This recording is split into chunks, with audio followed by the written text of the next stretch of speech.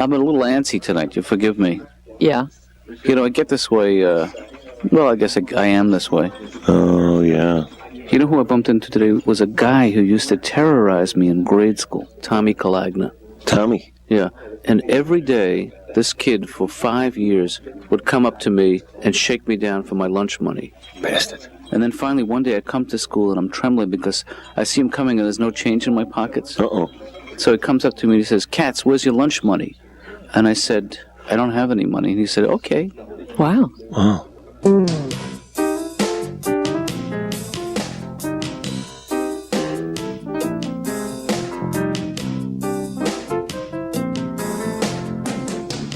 What do you think of this, Dad?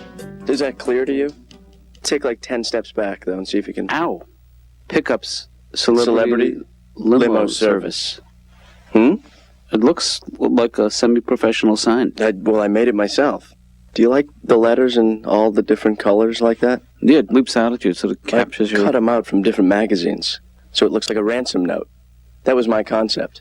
Is it a project you're doing for... Well, Dad, you don't understand. I'm starting a business, and I'm working through the initial... I see. And what kind of business, man? It's a celebrity limo pickup service. It's called Pickups, like hiccups.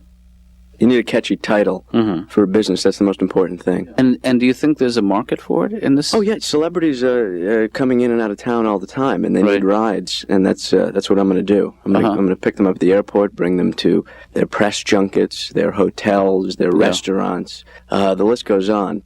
I think I'm onto something. Yeah, Dad, really. I do too. I mean, you don't seem excited. No, this is me excited. Don't you remember? But Ben, unless I'm missing something, you're going to need a car. Am I right? Got one. Rented one. It's a Monte Carlo. Like the Count. That's Cristo. Like the oil? No, that's Crisco. Like the Count. No, that's Carlo. Like the car. Well, just very realistically, you're going to have expenses like the car. How are you going to pay for the car? Credit card. Whose credit card? Your credit card. Didn't we have a talk about that? I gave you my credit card, right, in case of an emergency, and this does not constitute an emergency. Things happen so fast. The business needed to be set up so quickly, and the idea came so quickly. Well, I understand that, but I wish you could reassure me that if you're going to use my card in a situation that's not an emergency, that you'll clear it with me first. I'm going to use it again today. Dad, I gotta say, I'd love to stay and chat, but I gotta pick up the car right now. Wait, hold on 1 second, but let me play the devil's advocate here just for 1 minute. No, Dad, don't. Okay, please. I don't like the devil's advocate thing. You're too good at it. What about Duck Duck Goose? Okay, you got a deal.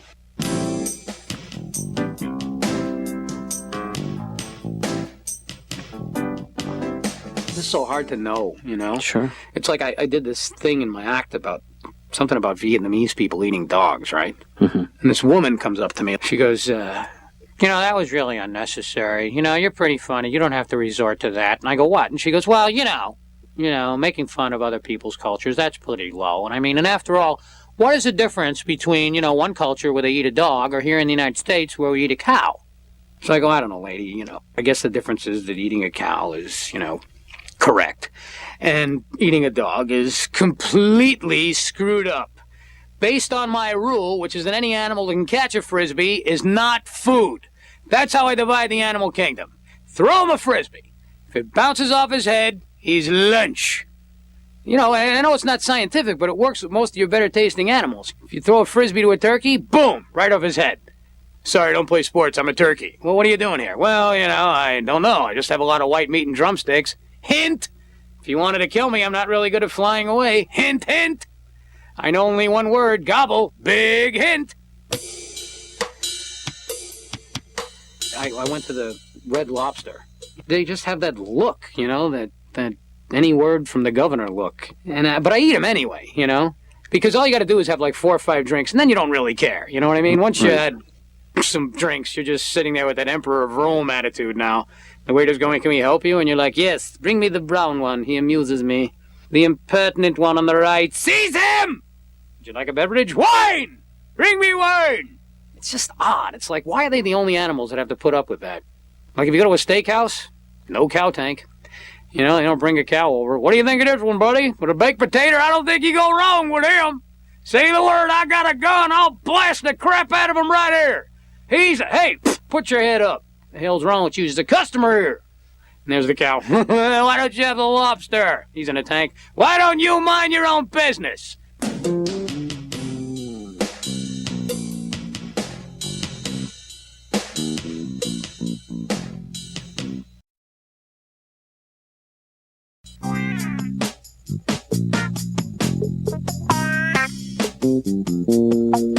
This is awfully nice back here, Ben. It's roomy, huh? Ah, That's why I rented it. it's heaven. You got your seatbelt on back there? Huh? Yep. Because safety first with pickups. Nope, I'm strapped in. Hey, Dad. I see you. Yep, Yeah. How you doing? Just making sure the thing works. All set back there? I'm fine. Still see ya. Hey, Ben, please watch where you're going. I'm sorry, I'm not looking at the road. Yeah. I should really do that. Okay, hey, you can let me off right here, Ben, because it's just my office is just right around the corner, and I appreciate the lift. And I hope this isn't. It's no problem. I'm happy to give you a ride. I mean, one, it's my job, and two, it's on my way anyway. to To your office. Where I'm going. to To do my day's work. which is I can't keep talking like this, Dad. It's like you had a stroke.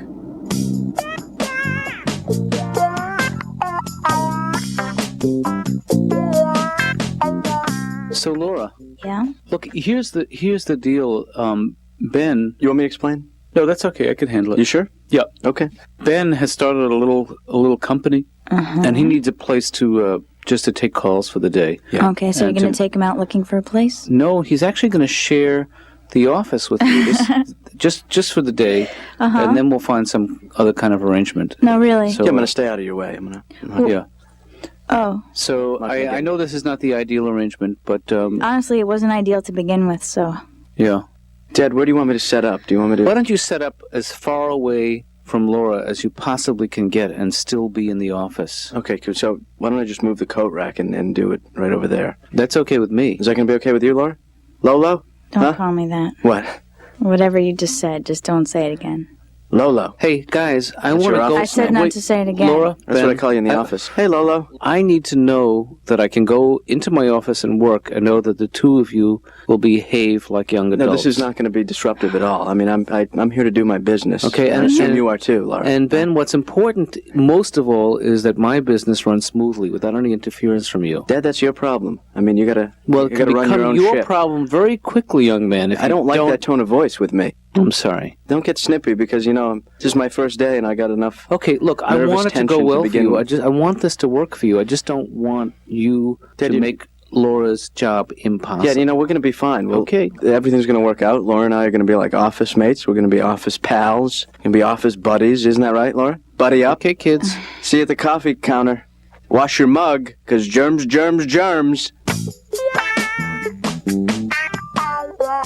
You seem a little distracted today, Winona. No, I'm fine. It's just they're Yeah. There's nothing you can't say to me. You understand that. I know. I just Yeah. if you do you have any Kleenex? Sure, help yourself. Maybe you should. No, I'm good, thanks. It- Oh, right. Oh. Has that been there the whole time we've been talking? Yeah. Because I apologize if that's... See, that's why I'm still hungry. No, I know very little about your parents. How did they meet? My mom and dad. Yeah. My mom was wearing a mini skirt, and my dad followed her to a softball game, and they met. Yeah, where is she from? She's from Minnesota. She talks like that. She's got a deviated septum. And my dad's got a heavy Brooklyn accent. Talks like that. Good septum. How you doing over there? No, I'm sorry. I didn't mean to startle you. I got to get myself orgasmized, huh? Okay, that's the kind of thing we don't say. That's an in the office thing? The office expression? Okay, I'm done with this conversation.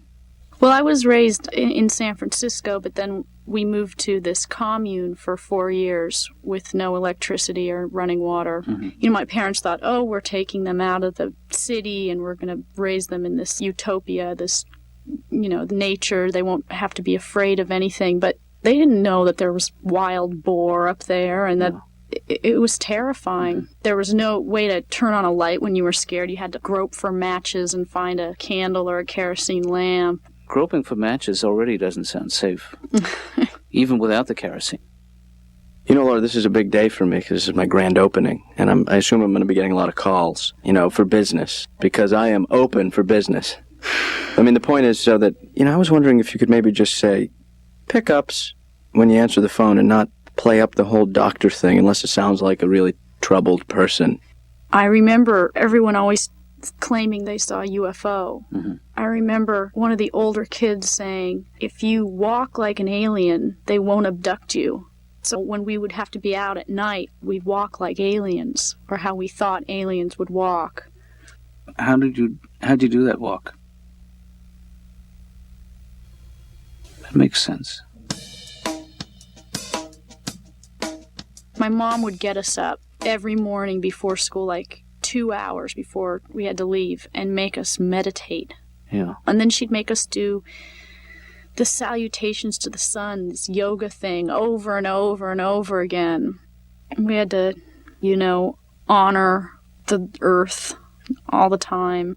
But so let me see if I have this right. You'd honor the earth and then you do a sun salutation? Yeah. And is that a conflict of interest? I don't know that much about it. So, we broke up and I haven't spoken to her since. Hard to believe that was 18 years ago, huh? I bet you'd be surprised to hear that I'm running my own company now. Wow, that's really fascinating. Hey, there's a lot you don't know about me. I like that about you.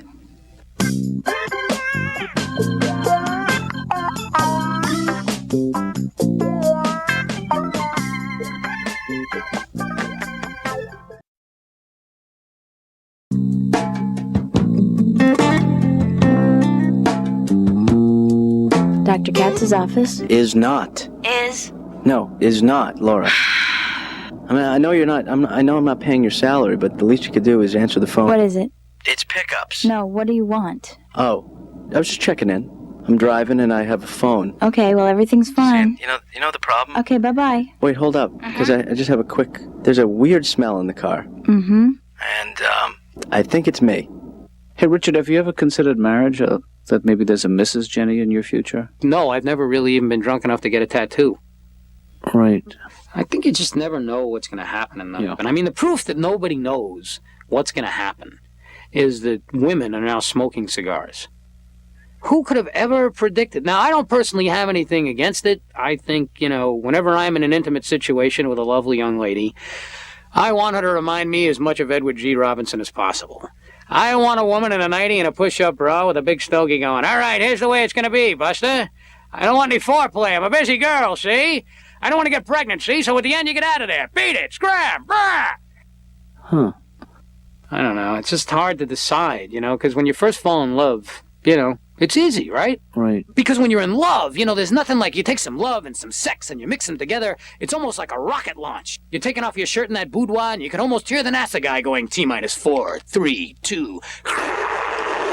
But if 10 years go by and you're not in love now, it's not exactly a rocket.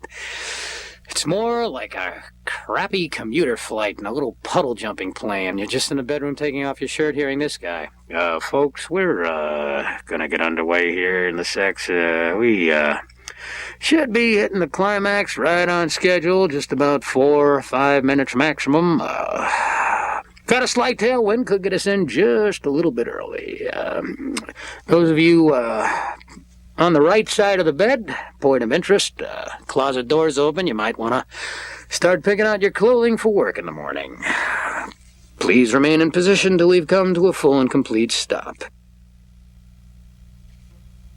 People say that marriage should be forever, but, when they made up that rule, forever wasn't that long, I mean, when they made up that rule, there was just a guy going, yeah, I'll get married. Hey, come on, I don't want to be 19 and alone. You never know what's going to happen with a marriage. Sometimes you turn on the TV and there's Willard Scott going, these people have been married for 140 years. Then you flick another channel and there's someone going, a Milwaukee woman has crazy glued her husband's butt cheeks together while he was sleeping. I mean, that really happened, I read about that. I always wondered if they stayed together. The couple, I mean. That's, it's got to be weird. The guy wakes up and, he comes down. And probably, you can't really accuse the wife right away. You got to go, honey, did you glue my butt cheeks together while I was sleeping? And she's there going, all of a sudden you're Mr. Observant. You didn't notice when I changed the curtains. What do you want? I just got to tell you, I got to be totally honest with you. Hydroplaning? Fun. I'll tell you something, I would never do it with a client in the car, because when the client gets in, that's when I turn on Mr. Business. Is there something I can do for you? That's when I turn off Mr. Fun. I'm hanging up. My mom was dragging me to church every week. Yeah. Not a good one, like St. John the Divine or St. Mary the Immaculate. We used to go to St. Phil the Reliable. He's not a miracle worker, but he's there. Right. It was boring, They all priests, they have this, weird... Can you say the word Lord? Try and say that. Lord. See, you can't be a priest. You have to have a certain tone of voice, a very clipped, just caught my privates in a car door, borderline Kermit the Frog. Lord! Oh, Lord, Lord, Lord. Lord, as I must do each week, let me repeat things over and over so as to bore everyone and fill up an hour. Whoa, you're a holy, holy, holy guy, Lord. You are 10 pounds of holy in a 5-pound bag. Lord, you are... And I'd be back there, what are you, Rain Man Padre? Pick it up.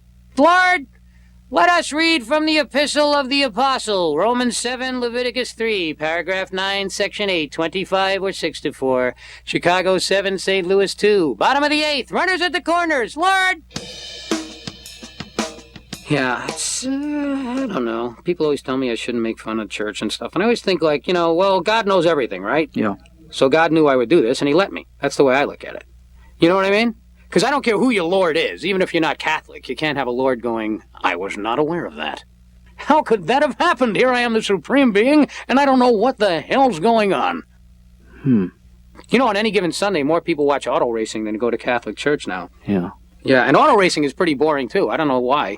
I think the only difference is that auto racing, unlike church, has really exciting radio commercials. Right. I think if the church had them, they probably would do better. That Sunday, Sunday, attention church fans. At the Church of the Independent Suspension, see Big Daddy Monsignor Murphy take on the devil himself. That's right, the priest from the east versus the thunder from down under. It's all happening at 12 o'clock Mass this Sunday, Sunday!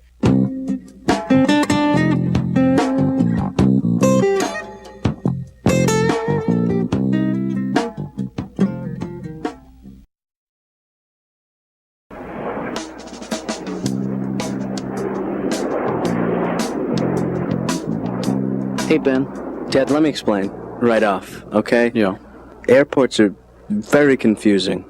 There's a lot of on-ramps and off-ramps and different places, and driving around here is not what I'm used to, and I think was the major problem. Look, I'm just glad that you're not hurt. I'm putting up the out-of-business sign, because this is ridiculous. Well, I'm not mad at you, Ben, if that's any comfort to you. I'm a little disappointed. I think it was a great idea, but you know what? Maybe it's something you can come back to at a different time in your life when you figure out this whole departure arrival thing. Well, I blame myself. I do. It's not that I blame others. I mean, I failed at this. I gave it a... You had one bad experience, and is that any reason to give up on a business? That is the mark. It's just a bad omen, and I'm not going to start a business based on bad energy. Dad, maybe you just didn't give birth to a business-minded son, I don't know, give me Ben. the mind for business. I mean, just don't give up on yourself so quickly. That's my only concern. I think I was born to not own a business. Yeah. Well, in that case, you're doing great. I mean, did you ever just get nervous when you're in your line of work? I mean, that you're not doing a good job? Oh, absolutely. Every day I feel that way. Every day I ask myself, am I a good therapist? And I've learned to stop asking out loud.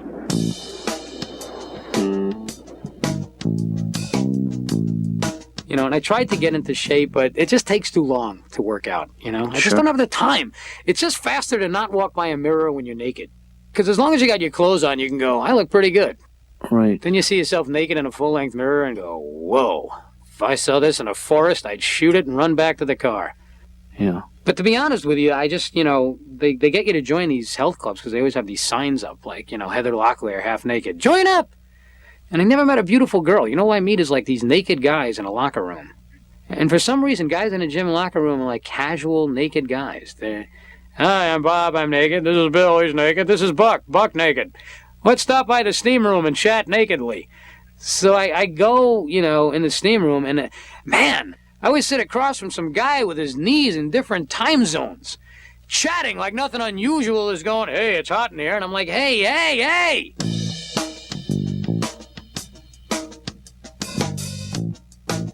at one point years ago, I was in a group therapy session, and they were going around the circle, and everyone had to tell their problems, and they were telling these terrible, terrible problems of being abused and being this and that, and they got to me.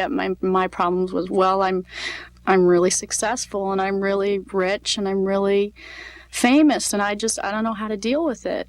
And everyone hated me, and I basically got kicked out of the group. Huh.